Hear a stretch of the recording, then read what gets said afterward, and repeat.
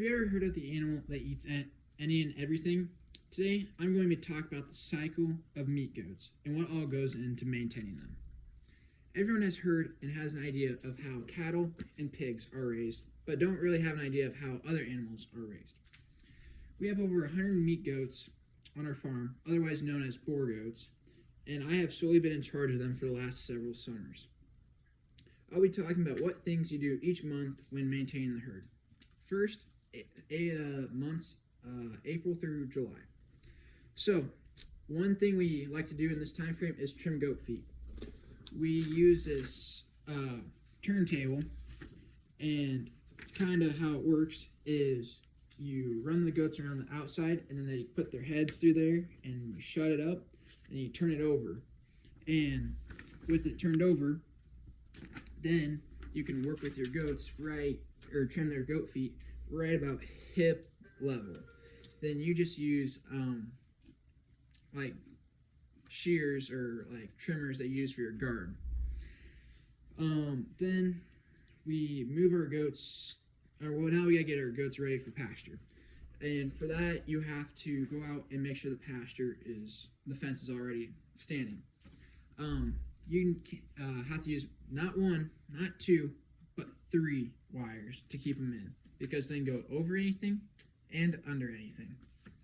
And you also have to make sure no grass is touching. And so you have to mow on each side of the fence and then spray in the middle.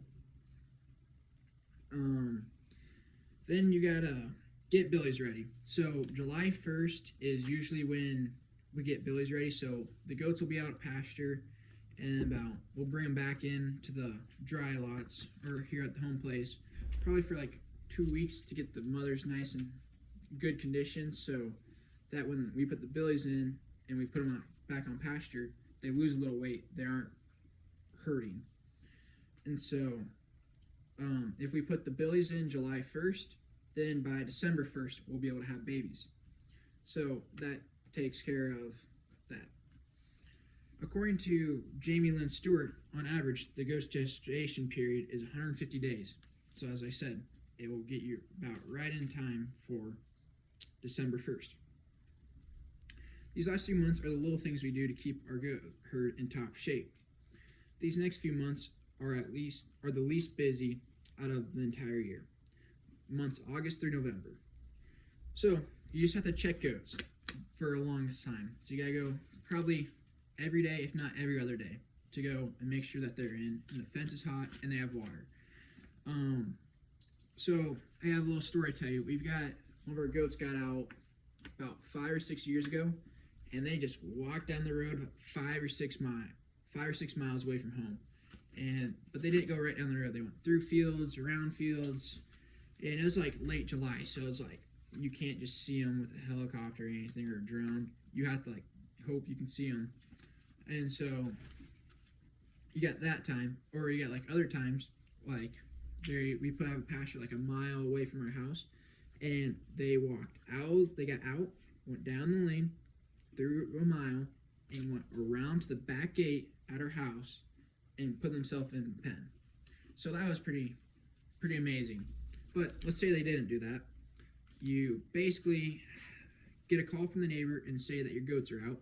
Then you hop on the Ranger and you drive as fast as you can there, and you get some grain. And I get out, I shake the bucket of grain, and they all turn their heads towards me, and they all start running towards me. Then you walk them down the road like you're walking your dog. Super easy. Sometimes, once they get in the right direction, they take off in front of you, and they're walking you at that point. So then we pull our billies out after the end of summer, more into the fall, like September 15th, we'll pull them out, because then that'll allow us to be done around January 21st-ish, kinda, so we only have the kid for like 2 months.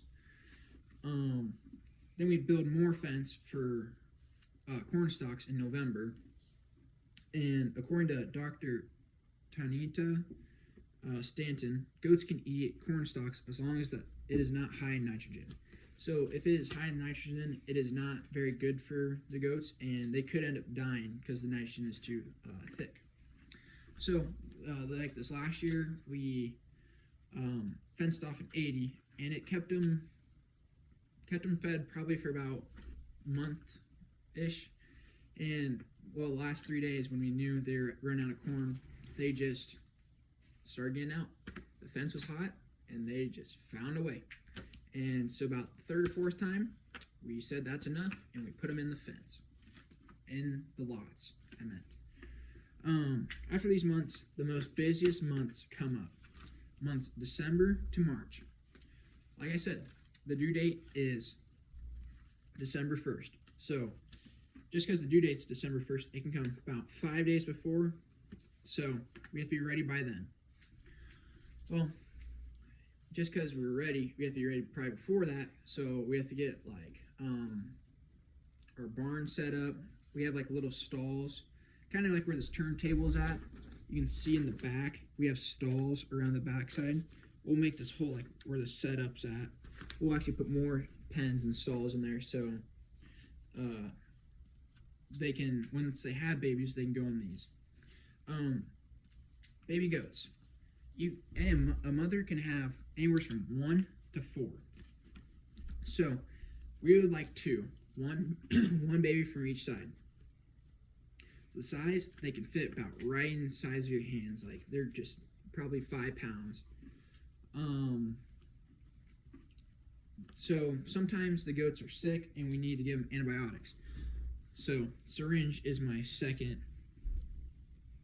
So we give goats shots like the most common is thiamine and penicillin.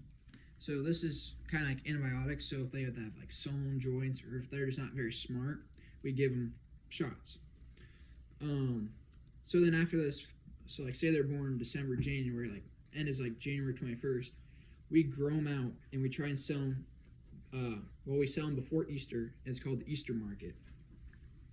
So to be considered a fat goat, according to Adam Russell, the weight is anywhere from 40 to 80 pounds. And so around this weight, you can get prices from like $3.50 to $4 on average. So it's a pretty quick turnaround. And so by the time spring rolls around, you can go in and start planting and not have to worry too much about goats. So now that you've heard a little bit about the work that goes into raising goats, if you take the time and learn about goats, you'll find out that they're really interesting. Goats can be known for much more than being animals that can eat any and everything.